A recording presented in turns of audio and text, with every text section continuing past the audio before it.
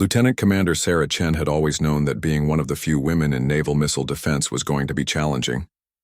What she didn't expect was Admiral Morrison's cold stare across the briefing room that Tuesday morning in Norfolk Naval Base.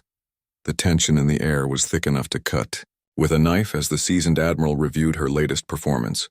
Reports, Sarah had been stationed at the Aegis Combat Systems facility for 3 years, working her way up through the ranks with exceptional skill in missile guidance systems.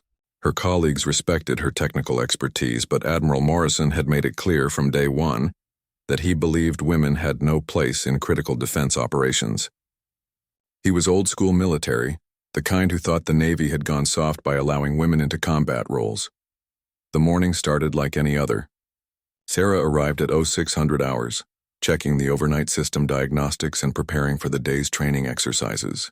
The facility housed some of the most advanced missile defense technology in the world, including the latest Aegis ballistic missile defense systems that could track and intercept incoming threats from hundreds of miles away.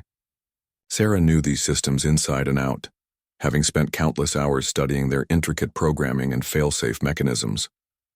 During the morning briefing, Admiral Morrison announced a surprise inspection of the missile defense protocols. His eyes locked onto Sarah as he spoke, and she could sense something was different about his usual stern demeanor. There was a calculating look in his expression that made her stomach churn with unease. The other officers in the room seemed to pick up on the tension, exchanging worried glances. As the briefing concluded, Admiral Morrison approached Sarah with a thick manila folder in his hand. His voice was deliberately loud enough for others to hear when he said that there had been some concerns raised about her handling of classified materials. Sarah's heart began racing as she realized what was happening. This wasn't just a routine inspection or performance review. This was a setup. The Admiral's accusations were vague but serious enough to warrant immediate investigation. He claimed that security cameras had captured her accessing systems outside of her authorized hours, and that there were discrepancies in her login records. Sarah knew these charges were fabricated, but she also understood that in the military, perception often mattered more than truth, especially when it came from someone with Morrison's rank and influence. Other officers began to whisper among themselves as word spread through the facility. Sarah had always maintained the highest security clearance and had never once violated protocol in her entire career. Her spotless record spoke for itself, but she could see doubt creeping into the faces of some of her colleagues. The Admiral's reputation for being thorough and uncompromising made his accusations carry significant weight. As the day progressed, Sarah found herself increasingly isolated. Her access to certain areas of the facility was temporarily suspended pending the investigation, and she was assigned to desk duty reviewing technical manuals. The humiliation stung, but what worried her most was the timing of these allegations. The facility was scheduled to conduct a critical missile defense test the following week, one that would determine the effectiveness of new upgrades to their systems. Admiral Morrison had been vocal about his opposition to women in combat roles, often citing studies that questioned their ability to perform under extreme pressure. Sarah suspected that this investigation was his way of proving his point by removing her from a high-profile operation that could make or break her career. If she was sidelined during such an important test, it would effectively end any chance she had of advancing to higher positions within the naval defense community. The weight of the situation began to sink in as Sarah sat alone in her temporary workspace, surrounded by stacks of technical documentation, 3 years of dedicated service, countless hours of training, and an impeccable record could all be destroyed by one man's prejudice and political maneuvering. She thought about her father, a retired Navy captain who had always taught her to stand up for what was right, even when the odds were stacked against her. That evening, as Sarah walked through the base housing complex, she noticed Admiral Morrison's car parked outside the facility's administrative building. The lights were still on in his office, and she could see his silhouette through the blinds as he worked late into the night. Something about the scene struck her as odd. Why would he be putting in such long hours on what should have been a straightforward disciplinary matter? Her curiosity got the better of her, and she decided to do some investigating of her own. Using her remaining access privileges, Sarah began carefully reviewing the security logs and system records from the past several weeks. What she discovered made her blood run cold. The timestamps and access records that Admiral Morrison had cited as evidence of her misconduct had been altered. but not skillfully enough to fool someone with her technical background. As she dug deeper into the digital trail, Sarah realized that someone with high-level administrative access had been manipulating the records to build a case against her. The modifications were subtle but consistent, painting a picture of unauthorized system access that simply hadn't occurred. More troubling was the discovery that similar alterations had been made to records involving other female officers who had been transferred or demoted in recent months. The pieces of a larger pattern began to emerge as Sarah cross-referenced personnel records with the timing of these mysterious system discrepancies. Admiral Morrison wasn't just targeting her. He was systematically working to remove women from critical positions throughout the Naval Defense Program. The investigation against her was just the latest move in a calculated campaign to reshape the facility's personnel, according to his personal beliefs about women in the military. Armed with evidence of the doctored records, Sarah knew she had to be extremely careful about her next moves. Admiral Morrison wielded considerable power within the base command structure, and any direct confrontation could easily backfire. She needed irrefutable proof of his misconduct before she could expose what was really happening to the female officers under his command. Over the next few days, Sarah maintained the appearance of compliance with the investigation, while secretly gathering more evidence. She reached out to Lieutenant Jennifer Walsh, another female officer who had been mysteriously transferred to a desk job 6 months earlier after similar accusations of protocol violations. Jennifer was initially reluctant to discuss her experience, but when Sarah shared what she had discovered about the altered records, Jennifer's demeanor changed completely. Jennifer revealed that she had suspected something was wrong with her own case, but had been afraid to speak up. The accusations against her had been so specific and seemingly well documented that she had begun to doubt her own memory of events.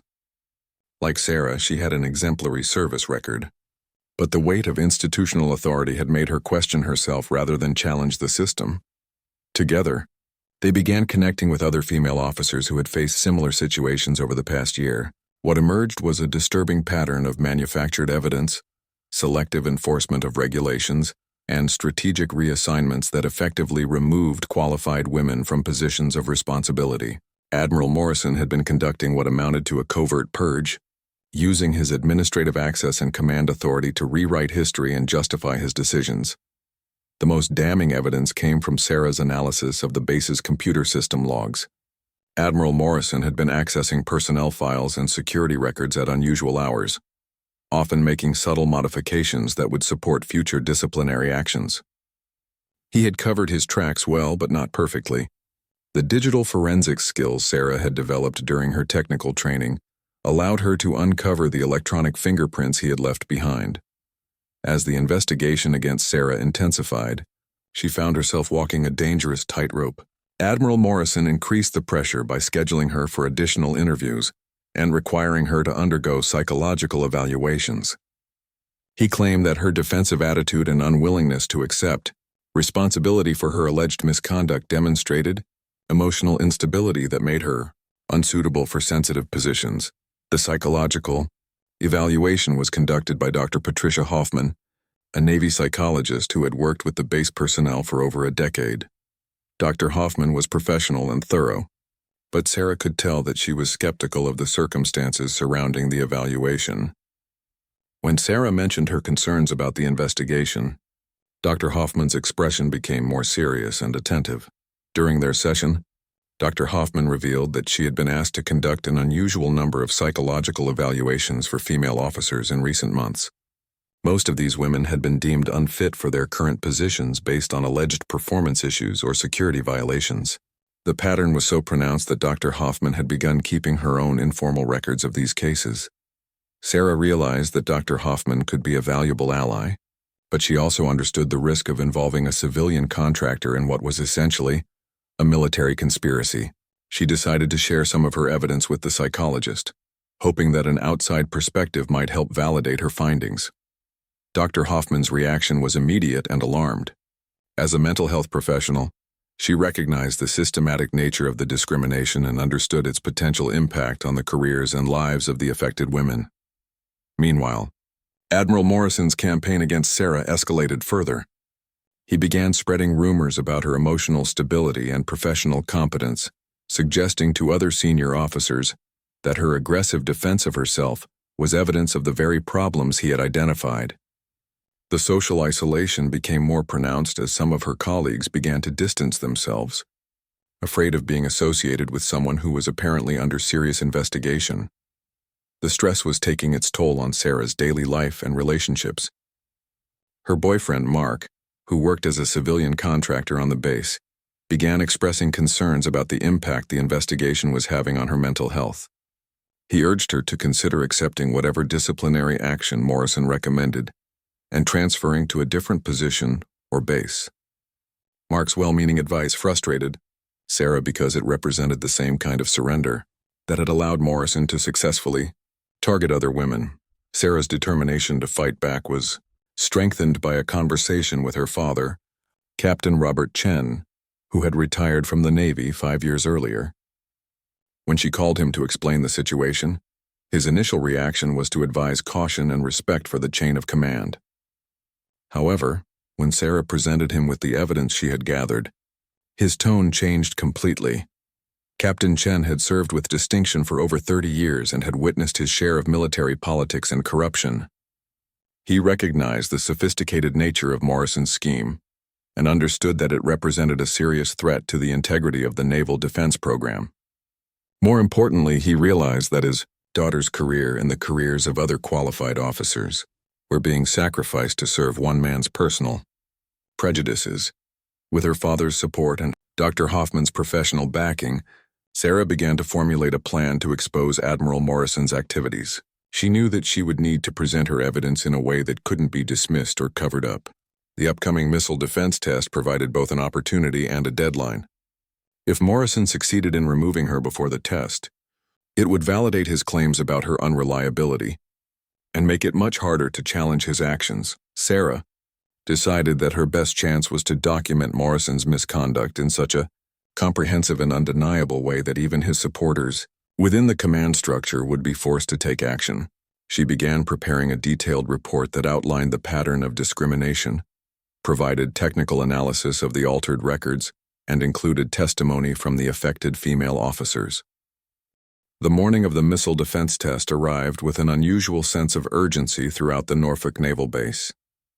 Sarah had been officially suspended from participating in the exercise, but she remained on base as part of the ongoing investigation. Admiral Morrison had made it clear to everyone that her exclusion was necessary for both security and operational reasons, claiming that her emotional instability could compromise the mission. The test itself was a major demonstration of the Aegis ballistic missile defense system's capabilities. High-ranking officials from the Pentagon, representatives from defense contractors, and members of Congress were scheduled to observe the exercise. The successful interception of simulated incoming missiles would showcase the Navy's readiness to defend against potential threats and justify continued funding for the program. Sarah watched from her temporary office as teams of technicians and officers prepared the massive radar arrays and missile launchers. She knew every component of the system intimately, having spent months working on the software upgrades and calibration procedures that would be tested today. The irony wasn't lost on her that the very systems she had helped develop were now being used to demonstrate her supposed inadequacy. Lieutenant Commander James Rodriguez, Sarah's closest colleague and friend, had been assigned to take over her responsibilities for the test. James was competent and experienced, but he lacked Sarah's deep understanding of the recent system modifications. When he stopped by her office an hour before the test, his concern was evident in his expression and voice. James confided that he was nervous about operating systems he hadn't worked on extensively. The recent upgrades had changed several critical protocols, and he was afraid of making mistakes that could compromise the demonstration. Sarah wanted to help him, but she also knew that any involvement on her part could be used by Admiral Morrison to further discredit her. The conversation was interrupted by Morrison himself, who arrived to escort James to the command center. Admiral Morrison's behavior towards Sarah had become increasingly hostile as the test approached. He seemed to take personal satisfaction in her exclusion from the operation, making pointed comments about how much smoother things ran without unreliable personnel involved. His confidence suggested that he viewed the successful completion of the test as validation of his decision to remove her from the program. As the test commenced, Sarah could hear the communications chatter from the command center through the base's internal communication system. The initial phases proceeded normally, with radar systems tracking the incoming simulated targets and missile launchers preparing to engage. The voices of the operators sounded professional and confident as they executed the predetermined sequence of defensive actions. However, as the exercise progressed, Sarah began to notice subtle signs that something was wrong. The timing of certain system responses seemed off, and there were longer than usual pauses in the communications. Her technical expertise allowed her to interpret these audio cues in ways that others might miss, and what she was hearing suggested that the upgraded systems weren't responding as expected. The first indication of serious trouble came when she heard James's voice requesting a systems diagnostic check. This wasn't part of the planned exercise sequence, which meant that something had gone wrong with the defensive systems. Sarah's heart began racing as she realized that the problems were likely related to the recent upgrades she had worked on, modifications that James wasn't fully familiar with. From her office window, Sarah could see the command center building where Admiral Morrison and the visiting dignitaries were observing the test. The large screens visible through the windows displayed tracking information and system status indicators. Even from a distance, she could tell that the displays weren't showing the smooth progression of successful intercepts that had been anticipated. The communications chatter became more urgent as the exercise continued. Sarah heard references to system malfunctions and requests for manual overrides of automated procedures.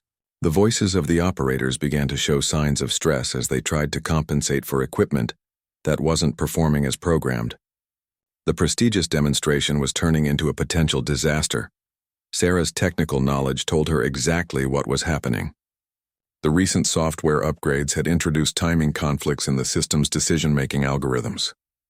Under normal circumstances, these conflicts would be minor and easily corrected. However, the specific conditions of the test, combined with the operator's unfamiliarity with the new protocols, had created a cascade of problems that threatened the entire mission. As the situation in the command center deteriorated, Sarah faced an impossible choice. She could remain in her office, following Admiral Morrison's orders and protecting herself from further accusations of insubordination. Alternatively, she could risk everything by attempting to help resolve the crisis, knowing that any unauthorized involvement could be used to justify even more severe disciplinary action against her. The decision was made for her when she heard James's voice over the communication system, desperately requesting technical support for problems he couldn't solve on his own. The professional relationships and mutual respect that Sarah had built with her colleagues suddenly became more important than her own career protection. She couldn't stand by and watch her friends struggle with systems she understood better than anyone else on the base. Sarah left her office and made her way toward the restricted areas of the facility. Knowing that her unauthorized presence would be detected by security systems, she used her remaining access credentials to enter areas where she was technically no longer permitted, hoping that the urgency of the situation would prevent immediate intervention by security personnel. As she approached the command center, Sarah could see through the windows that the situation inside was chaotic. Multiple screens displayed error messages and system warnings, while technicians frantically worked at computer terminals trying to restore normal operations. Admiral Morrison stood in the center of the room, his face red with anger as he demanded answers from subordinates, who clearly didn't understand what was happening. The visiting dignitaries looked confused and concerned as they watched the demonstration, falling apart before their eyes. Sarah realized that this failure would not only embarrass the Navy, but could potentially impact national defense funding and policy decisions. The stakes were much higher than just her personal career or Admiral Morrison's prejudices against female officers. Sarah burst through the doors of the command center just as alarms began blaring throughout the facility. The massive screens that lined the walls displayed a cascade of red warning messages, indicating that multiple missile defense systems had entered emergency lockdown mode. The air in the room was thick with tension as officers shouted commands and technicians scrambled to understand what had gone wrong with their carefully planned demonstration. Admiral Morrison's face went pale when he saw Sarah enter the restricted area. His immediate reaction was to order security to remove her, but the crisis unfolding around them was too severe for anyone to focus on disciplinary matters. The Aegis system's central computer had detected what it interpreted as a genuine threat, causing automated protocols to activate defensive measures that were never intended to be used during a training exercise. James Rodriguez looked up from his station with relief and desperation when he spotted Sarah. The systems he was trying to control were behaving in ways that defied his understanding, executing commands he hadn't authorized and refusing to respond to his attempts to return them to training mode.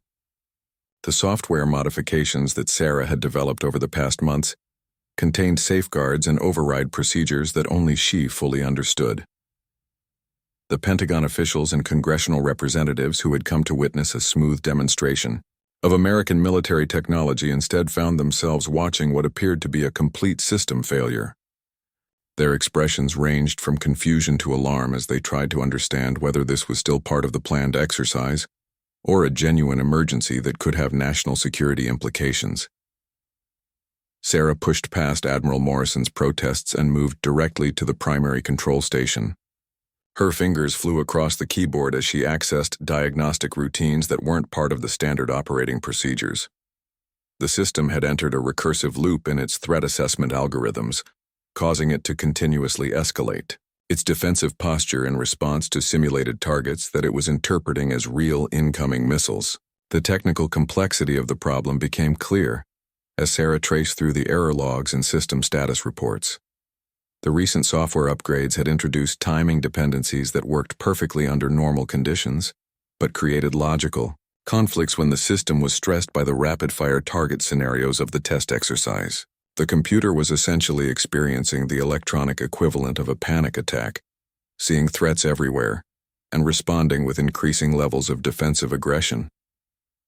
Admiral Morrison stood behind Sarah, torn between his desire to maintain his authority and his growing realization that she might be the only person capable of resolving the crisis.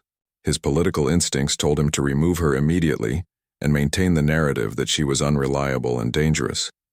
However, his military training and experience warned him that the unfolding situation could have consequences far beyond his personal agenda. As Sarah worked to understand and correct the system malfunction, more alarms began sounding throughout the base. The Aegis system's automated processes had begun powering up actual missile launchers, moving beyond simulation mode into preparations for real defensive action.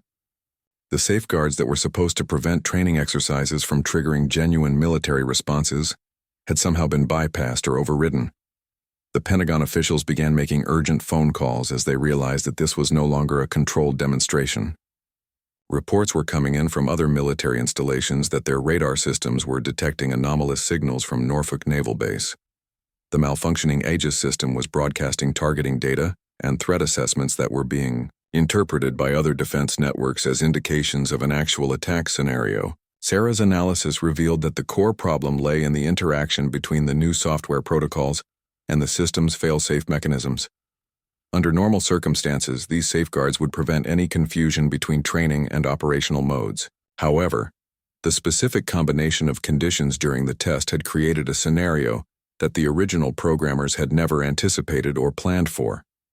The situation became even more critical when Sarah discovered that the system had initiated communication sequences with missile batteries at other installations. The Aegis network was designed to coordinate defensive responses across multiple sites, and the malfunctioning software was now attempting to establish what it believed was a necessary multi-base defense against incoming threats that existed only in the test simulation. James Rodriguez reported that he was receiving automated queries from missile defense installations as far away as California and Alaska, all requesting confirmation of threat status and authorization for defensive measures. The technological sophistication that made the Aegis system so effective in genuine emergencies was now working against them, spreading the confusion and potential for disaster across the entire national defense network. Admiral Morrison finally grasped the full scope of what was happening. This wasn't just a failed demonstration or an embarrassing technical glitch. The malfunctioning system was potentially capable of triggering a genuine military response that could escalate into an international incident.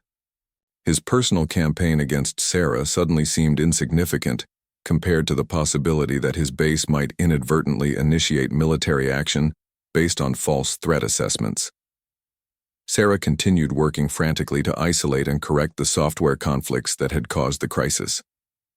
Her deep understanding of the system architecture allowed her to trace the logical pathways that had led to the malfunction, but the complexity of the interactions made it difficult to predict the consequences of any attempted fixes.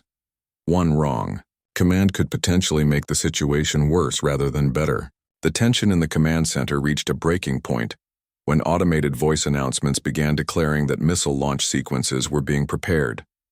The system's artificial intelligence had concluded that the simulated threats required immediate defensive action, and it was now moving through the final stages of authorization for what it believed was necessary military response to protect the nation. Admiral Morrison found himself faced with the most difficult decision of his military career. He could continue to exclude Sarah from the resolution efforts, maintaining his authority but risking catastrophic consequences if the system couldn't be controlled. Alternatively, he could set aside his personal prejudices and allow the one person who understood the system best to attempt a solution, even though doing so would undermine his entire campaign against female officers. The visiting dignitaries and Pentagon officials were now openly demanding answers and solutions. Their questions about the Navy's competence and the reliability of critical defense systems threatened to have political and budgetary consequences that would extend far beyond Norfolk Naval Base. Admiral Morrison realized that his career and reputation were now entirely dependent on resolving the crisis successfully, regardless of who deserved credit for the solution. The massive central display screen suddenly flashed red, with a message that sent chills through everyone in the command center. Missile launch authorization required. Threat level critical. The Aegis system had reached the final stage of its defensive protocols and was now requesting human authorization to fire live missiles at what it perceived as incoming threats. Sarah's hands froze over the keyboard as she realized they were mere minutes away from a potentially catastrophic military response. Admiral Morrison stepped forward, his face ashen as he grasped the full implications of what was happening. The automated system was following its programming perfectly, but that programming was based on false threat assessments generated by the malfunctioning software. If the system received authorization to launch, real missiles would be fired at empty ocean, potentially creating an international incident and destroying his career along with the Navy's credibility. The Pentagon officials in the observation area began evacuating as security protocols demanded their removal from what was now classified as an active military situation. Their hasty departure added to the sense of urgency and crisis that permeated the command center. Sarah could hear helicopters approaching. The base, as additional security and technical personnel were rushed to the scene to deal with the emergency. James Rodriguez reported that missile installations across the eastern seaboard were now in communication with the Norfolk system, all requesting clarification of the threat status and coordination instructions. The network effect that made the Aegis system so powerful in legitimate defense scenarios was now amplifying the crisis exponentially. Every passing moment increased the risk that other installations might begin their own defensive preparations based on the false information being generated by the malfunctioning software. Sarah's analysis of the system logs revealed the precise sequence of events that had led to the crisis. The training simulation had triggered a cascade failure in the new software modules she had developed, causing the artificial intelligence to misinterpret simulated threats as genuine attacks. The system's learning algorithms had then reinforced these false assessments, creating an increasingly aggressive defensive posture that culminated in the current emergency. Admiral Morrison faced the most critical decision of his military career. He could attempt to override the system manually, but doing so without understanding the technical complexities could make the situation worse. Alternatively, he could swallow his pride and officially authorize Sarah to take whatever actions she deemed necessary to resolve the crisis, even though doing so would essentially admit that his attempts to remove her had been wrong. The decision was forced upon him when the system began its final countdown sequence.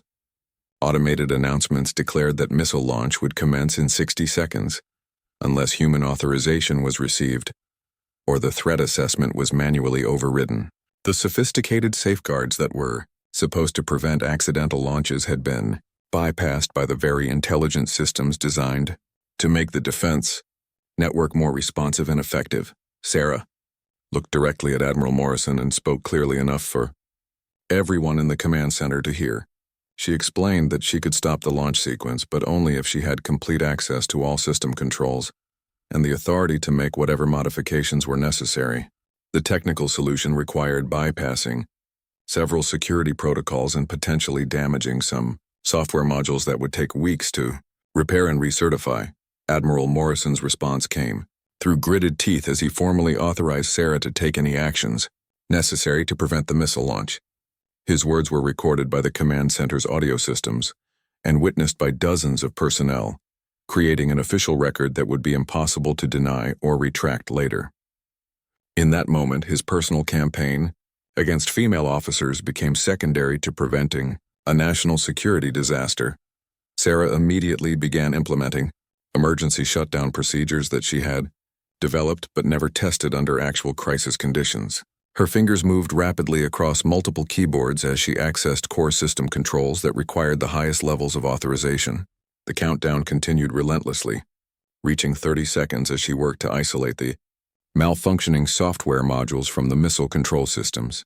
The tension in the command center was palpable as everyone watched the countdown display while Sarah fought against time and technology. James Rodriguez and other technicians provided assistance where they could, but the complexity of the solution required knowledge and skills that only Sarah possessed. The months of work she had invested in understanding and improving the system now became the foundation for preventing its catastrophic failure. With 15 seconds remaining in the countdown, Sarah executed a massive system reset that temporarily disabled all automated functions. The command center fell silent except for the hum of cooling fans and the distant sound of emergency vehicles arriving at the base. The red warning displays flickered and went dark as the Aegis system entered a safe mode that prevented any possibility of accidental missile launches. The immediate crisis had been averted, but Sarah knew that her work was far from over. The system reset had prevented disaster, but it had also disabled all defensive capabilities at Norfolk and potentially affected the network connections to other installations. She needed to carefully restore normal operations while ensuring that the software conflicts that had caused the crisis couldn't recur. Admiral Morrison stood in stunned silence as the reality of what had just happened began to sink in. The officer he had been trying to remove from the program had just saved his career, the reputation of the Navy, and potentially prevented an international incident. The irony of the situation was lost on no one in the command center, where Sarah's technical expertise and quick thinking had proven indispensable. As Sarah worked to restore normal system operations, Admiral Morrison began to understand the full scope of his miscalculation. His personal prejudices had nearly led to the removal of the one person most qualified to handle the crisis that had just unfolded. The implications for his leadership, his judgment, and his future in the Navy were becoming increasingly clear with each passing moment. The Pentagon officials who had been evacuated during the emergency were now demanding detailed explanations of what had happened and how it had been resolved. Admiral Morrison realized that he would need to provide a complete account of the crisis, including Sarah's crucial role in preventing disaster. The narrative he had been constructing about her incompetence and unreliability had just been demolished by objective reality and witnessed by dozens of people. In the hours following the crisis, Norfolk Naval Base became a flurry of activity as investigators, technical experts, and senior military officials arrived to understand exactly what had happened and why. Sarah found herself at the center of attention, no longer as a suspected security risk but as the hero who had prevented a potential national disaster. The contrast with her treatment just days earlier was stark and undeniable. Admiral Morrison retreated to his office, knowing that his actions over the past months would now be scrutinized in detail. The official investigation into the missile system malfunction would inevitably uncover Sarah's suspension and the circumstances surrounding it. The timing of his attempts to remove her just before she became essential to resolving the crisis would raise obvious questions about his judgment and motivations. Captain Rebecca Torres, a senior Navy investigator, arrived from Washington to lead the inquiry into both the technical failure and the administrative decisions that had preceded it. Her reputation for thoroughness and impartiality was well known throughout the naval command structure, When she interviewed Sarah about the events leading up to the crisis, Sarah decided to present all the evidence she had gathered about Admiral Morrison's systematic campaign against female officers. The evidence that Sarah had compiled over the past weeks painted a clear picture of deliberate discrimination and abuse of authority. The altered computer records, the pattern of manufactured accusations against female personnel, and the testimony of other affected officers created an overwhelming case against Admiral Morrison. Captain Torres recognized immediately that this was not just a matter of personal conflict but a serious breach of military regulations and federal law. Dr. Patricia Hoffman, the Navy psychologist, provided crucial testimony about the unusual number of psychological evaluations she had been asked to conduct on female officers. Her professional records documented a clear pattern that supported Sarah's allegations about systematic discrimination. The psychological profiles that Morrison had used to justify his actions were shown to be based on fabricated behavioral concerns rather than legitimate assessments. The technical investigation into the missile system failure revealed that Sarah's software modifications were not only sound but had actually prevented an even more serious malfunction. Her work had included safeguards that ultimately made it possible to shut down the system safely during the crisis. The very competence that Admiral Morrison had questioned proved to be essential to resolving the emergency he had helped create through his personnel decisions. Within a week of the incident, the investigation expanded to include Admiral Morrison's entire administrative record. The pattern of discrimination extended beyond just the female officers Sarah had identified, revealing a systematic effort to reshape the base's personnel according to his personal prejudices. The scope of his misconduct was far greater than anyone had initially suspected. James Rodriguez and other officers who had worked closely with Sarah provided testimony about her technical expertise and professional reliability. Their statements directly contradicted the allegations that Admiral Morrison had made about her competence and stability. The contrast between their assessments and Morrison's accusations highlighted the fabricated nature of the charges against her. The Pentagon's review of the incident concluded that Admiral Morrison's actions had not only violated regulations regarding equal treatment of personnel but had also compromised national security by removing qualified personnel from critical positions.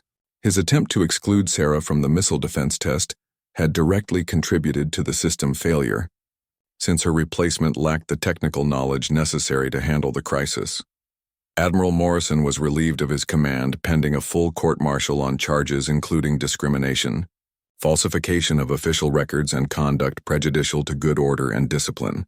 The evidence against him was so comprehensive that his military attorney recommended accepting a plea agreement rather than fighting the charges in court. His 30-year naval career ended in disgrace and criminal conviction. Sarah was not only cleared of all charges, but was officially commended for her actions during the missile system crisis. The Navy's investigation concluded that her technical expertise and quick thinking had prevented what could have been a catastrophic accident with international implications. She received the Navy and Marine Corps Achievement Medal for her heroic actions under extreme pressure. The broader impact of the investigation led to significant changes in personnel policies and oversight procedures throughout the naval command structure. New safeguards were implemented to prevent the kind of systematic discrimination that Morrison had practiced, and whistleblower protections were strengthened to encourage reporting of similar misconduct. Lieutenant Jennifer Walsh and the other female officers who had been targeted by Admiral Morrison were offered opportunities to return to their previous positions or to receive transfers to assignments that better match their qualifications and career goals. The Navy acknowledged that their careers had been unfairly damaged and took steps to ensure that the discrimination they had experienced wouldn't have lasting negative effects on their advancement opportunities. Sarah's father, Captain Robert Chen, expressed pride in his daughter's courage and integrity throughout the ordeal. Her willingness to stand up against injustice, even at great personal risk, embodied the highest traditions of military service. The values he had taught her about doing what was right regardless of the consequences had been vindicated by the outcome. Dr. Hoffman continued her work with the base but with expanded authority to identify and address patterns of discrimination or abuse. Her role in exposing Morrison's Misconduct led to her appointment to a Pentagon committee focused on improving military personnel policies and protecting service members from retaliation and discrimination. Sarah was promoted to full commander and given increased responsibilities for missile defense systems across multiple installations. Her expertise was now recognized and valued throughout the Navy's technical community, and she became a sought-after consultant for advanced defense projects. The career that Admiral Morrison had tried to destroy instead flourished as a result of her demonstrated competence and integrity. The Norfolk Naval Base implemented new protocols and training programs designed to prevent similar technical failures in the future. Sarah played a key role in developing these improvements, ensuring that the lessons learned from the crisis would strengthen rather than weaken the nation's defensive capabilities. Her experience became a case study in both technical excellence and moral courage that would be taught to future generations of naval officers. Years later, Sarah would reflect on the events that had nearly ended her career, but ultimately led to her greatest professional achievements. The crisis had revealed not only the flaws in complex technical systems, but also the dangers of allowing personal prejudice to override professional judgment in matters of national security. The missile defense incident became a landmark case study in military academies and leadership schools across the country. Future officers learned about the importance of merit-based personnel decisions and the catastrophic consequences that could result from discrimination and bias in critical positions. Sarah's story became an inspiration to women entering military service, demonstrating that competence and courage could overcome even the most determined opposition. Admiral Morrison's conviction sent a clear message throughout the military that discrimination and abuse of authority would not be tolerated, regardless of rank or years of service. The swift and thorough response to his misconduct helped restore confidence in the Navy's commitment to equal treatment and professional excellence. His case became a cautionary tale about how personal prejudices could corrupt institutional values and compromise national security. The technological improvements that resulted from the crisis investigation led to significant advances in missile defense capabilities. Sarah's insights into system vulnerabilities and her innovative solutions were incorporated into next-generation defense platforms used by allied nations around the world. The near disaster at Norfolk ultimately contributed to making global missile defense systems more reliable and effective. Sarah's marriage to Mark flourished as their relationship was strengthened by the challenges they had overcome together. His support during her darkest moments had been crucial to her ability to persevere and fight for justice. They built a life based on mutual respect and shared values, with Mark's career in defense contracting, complementing Sarah's military service. The legacy of the Norfolk incident extended far beyond the individuals directly involved. Congressional hearings led to new legislation protecting military personnel from discrimination and retaliation. The Defense Department implemented comprehensive reforms in personnel management and oversight that benefited service members across all branches of the military. Dr. Hoffman's expanded role in Pentagon policy development resulted in improved mental health support and more effective identification of workplace harassment and discrimination. Her psychological expertise, combined with the insights gained from the Morrison case, helped create a more supportive environment for all military personnel, regardless of gender, race, or background. As Sarah advanced through the ranks to eventually become one of the Navy's youngest female admirals, she never forgot the lessons learned during those harrowing days at Norfolk. Her leadership style emphasized technical excellence, moral courage, and unwavering commitment to treating all personnel with dignity and respect. The discrimination she had faced made her a more effective advocate for others and a stronger leader. The missile defense systems that had nearly caused an international incident were completely redesigned based on Sarah's recommendations. The new architecture included multiple fail-safes and human oversight, requirements that made accidental launches virtually impossible while maintaining the rapid response capabilities essential for national defense. Her technical innovations saved taxpayers billions of dollars while significantly improving security. The Norfolk Naval Base became a model for personnel management and technical excellence under new leadership that valued diversity and merit above personal prejudice. The culture change that began with Morrison's removal created an environment where the best and brightest could thrive regardless of their background. leading to breakthrough innovations in defense technology and operational effectiveness. Sarah's story continued to inspire new generations of women entering technical fields within the military and beyond. Her example demonstrated that persistence, competence, and moral courage could overcome systemic barriers and create positive change for others. The missile crisis that could have ended her career instead became the foundation for a legacy of leadership and service that would benefit the nation for decades to come. The investigation into Admiral Morrison's misconduct revealed that similar patterns of discrimination existed at other installations, leading to a comprehensive review of personnel practices throughout the defense establishment. The reforms that followed created a more equitable and effective military that better served the nation's security needs while upholding the highest standards of integrity and professionalism.